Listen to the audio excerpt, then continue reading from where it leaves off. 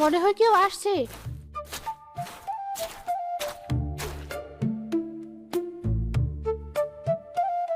ভাবি, কি হয়েছে তোমার? তোমার মুখে কি? তুমি কি কিছু খেয়েছো?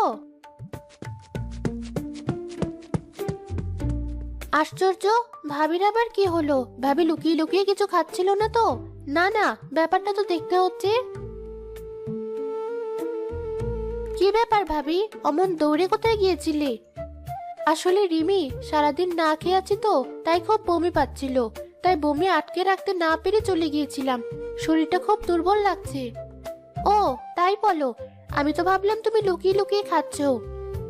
দেখো রিমি, সারাক্ষণ আমাকে নিয়ে এসব সন্দেহ করা বাদ দাও। আমি জানি তুমি আমাকে পছন্দ করো না, তাই বলে সারাক্ষণ আমার নামে অপবাদ দেবে? তুমি রেগে যাচ্ছ কেন? রাগার মতো কথা বললে রাখবো না। ঠিক আছে ঠিক আছে, আমার ভুল হয়েছে।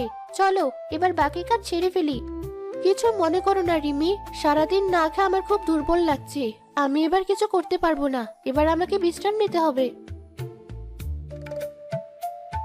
যা, আবারও হাত পিছলে বেরিয়ে গেল। তবে তুমি চাই বলো ভাবি, আমি জানি তুমি নিশ্চয়ই লুকিয়ে লুকিয়ে খাচ্ছিলে। এবার ধরতে পারিনি তো কি হয়েছে? এক সময় না এক সময় আমি তোমাকে ঠিক হাতে নাতে ধরবো। কেবলমাত্র 2টো বাজে, সেই 6টায় ইফতার। এতক্ষণ না খেয়ে থাকলে আমি তো আর আস্ত থাকবো না। না, ওকে একটা কল করি। হ্যালো, শুনছো? হ্যাঁ তুলি, বলো কি হয়েছে? আমি ভাবছিলাম আজকে সবাইকে ইফতারিতে বিরিয়ানি খাইয়ে চমকে দেব। বাজার থেকে 2 প্যাকেট বিরিয়ানি নিয়ে আসবে? বাহ, এ তো দারুণ বুদ্ধি। কিন্তু এতগুলো মানুষ মাত্র 2 প্যাকেটে হবে নাকি? আরে বাবা, কেউ তো আর বিরিয়ানির কথা জানবে না। তাছাড়া বাড়িতে তো আরো অনেক ইফতারের আয়োজন চলছে। বেশি আনলে নষ্ট হবে। তাই তোমাকে বলছি 2 প্যাকেট আনতে। বাহ, তোমার মাথায় দেখছি অনেক বুদ্ধি। আচ্ছা, আমি বাড়িতে আসার সময় নিয়ে আসবো।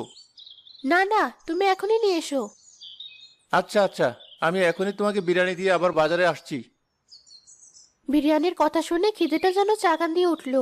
এখন তাড়াতাড়ি আসলেই হয়। সত্যি, তুলি সবার জন্য কত ভাবে, অথচ রিমি সারাক্ষণ ওর পিছনে লেগে থাকে। যাই, আমি বরং এখনই বিরিয়ানি কিনে বাড়িতে দিয়ে আসি।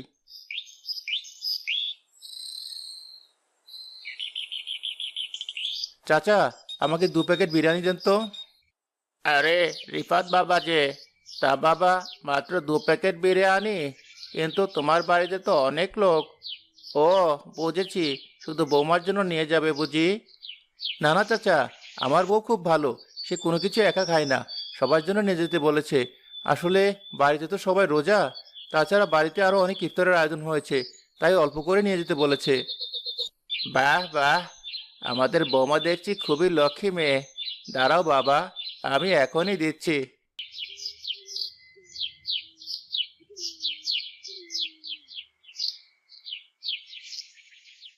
এই ধরো তোমার বিরিয়ানি। আস্তে কথা বলতে পারো না? আর এগুলো আনার সময় তোমাকে কেউ দেখেনি তো? না দেখেনি, কিন্তু তুমি এমন করছো কেন? আমি তো বিরিয়ানি আনতে বললাম সবাইকে চমকে দেওয়ার জন্য। এখন যদি সবাই জেনে ফেলে তাহলে আর চমকটা থাকলো কোথায়? ও হ্যাঁ, তাই তো। আচ্ছা হয়েছে, এবার তুমি যাও। সে কি, আমাকে তুমি তাড়িয়ে দিচ্ছ? আরে তুমি তো তখন বললে তোমার নাকি বাজারে অনেক কাজ আছে। যাও তো এখন। যাক বাবা, এই মেয়ে যে কখন কি করে তা বুঝতেই পারি না। যাই হোক, এখন তাহলে বাইরেই যাই।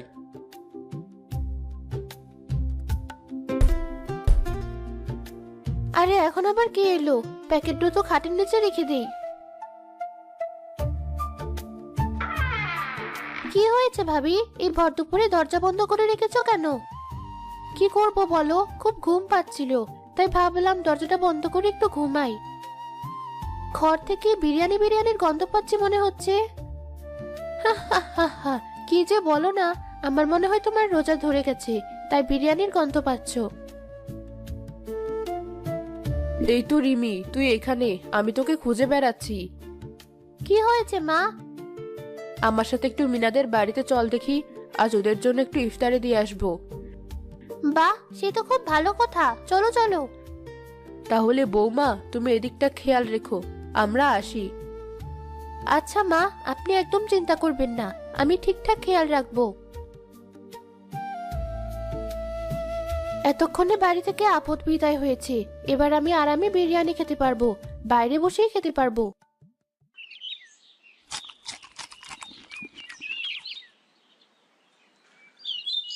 আল্লাহর নামে দুটো দান করুন। আরে, বলা নেই কওয়া নেই বাড়ির মধ্যে ঢুকে এসেছো। আসলে মা, রোজা আছি তো, কিন্তু ইফতার করার মতো টাকা আমার কাছে নেই। তুমি যদি কিছু দিতে বড় উপকার হতো। মামা বাড়ির আবদার নাকি? যাও যাও, এখানে কিছু হবে না। ওই তো, ওখানে তো দুটো প্যাকেট দেখছি। কি বললি? ভিক্ষুক হয়ে বিরিয়ানি খাওয়ার শখ হয়েছে? বাপের জন্মে এসব দেখেছো? খাবার তো খাবারই, দাও না মা, রোজাদারকে ইফতার করালে তোমারই সওয়াব হবে। ওসব সোয়াবে আমার কাজ নেই, দূর হও তো, আমাকে খেতে দাও। একে তো সমর্থ হয়ে তুমি রোজা রাখোনি, তার সাথে একটা রোজাদারকে তুমি দুর্চাই করছো। এর শাস্তি তুমি অবশ্যই পাবে। শোনো শোনো, শকুনের দোয়ায় গরু মরে না, যাও তো, আমাকে খেতে দাও। আচ্ছা, আমি চলে যাচ্ছি, তবে তোমাকে আমি বলে যাচ্ছি, এর শাস্তি তুমি পাবেই পাবে। ওই মুখ দিয়ে তোমার সর্বনাশ বেরিয়ে আসবে।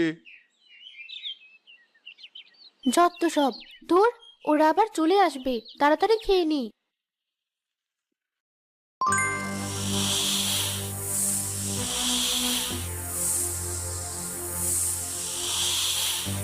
ওরে বাবা রে, সাপ! কে কোথায় আছো? বাঁচাও, বাঁচাও আমায়। কি হয়েছে বৌমা, তুমি চেঁচাচ্ছ কেন? আরে ভাবি, তুমি বিরিয়ানি খাচ্ছ? সেলিনা আর রিমি দেখে প্যাকেটের ভিতর বিরিয়ানি, কিন্তু তুলি দেখে বিরিয়ানির ওখানে সাপ। বাঁচাও রিমি, আমায় বাঁচাও, সাপ! সাপ! কি বলছো বৌমা, এখানে তো কোনো সাপই দেখতে পাচ্ছি না।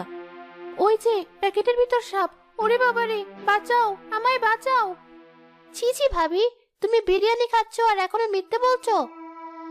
না রিমি, বিশ্বাস করো, আমি সত্যি বলছি। আমি তোমাদের আগে মিথ্যে বলেছিলাম। আসলে আমি রোজা করিনি, ভেবেছিলাম তোমাদের না বলে আমি লুকিয়ে লুকিয়ে বিরিয়ানি খাবো, কিন্তু এখন এগুলো সব সাপ হয়ে গেছে। ছি ছি বৌমা, আমি তোমাকে কত ভালো ভেবেছিলাম। রিমি কতবার আমাকে বলেছে, তবুও ওর কথা আমি বিশ্বাস করিনি। আমাকে ক্ষমা করে দিন মা, আমি সমর্থ হওয়ার পরেও রোজা করিনি, উল্টো মিথ্যে বলেছি, তাই তো আল্লাহ আমাকে এভাবে শাস্তি দিচ্ছে। আমাকে মাফ করে দিন মা, নয়তো এই সাপ আমায় কামড়ে দেবে। কিন্তু ভাবি, আমরা তো কোনো সাপ দেখছি না। দেখবো কি করে, এ তো বৌমার গুনার শাস্তি। আচ্ছা বৌমা, আমরা তোমাকে ক্ষমা করছি। আল্লাহ, এবারের মতো আমার বৌমাকে তুমি মাফ করে দাও।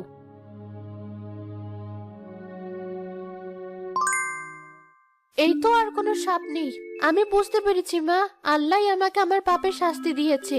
আমি আপনাকে কথা দিচ্ছি, কাল থেকে আমি রোজা করব, আর কখনো মিথ্যা বলবো না।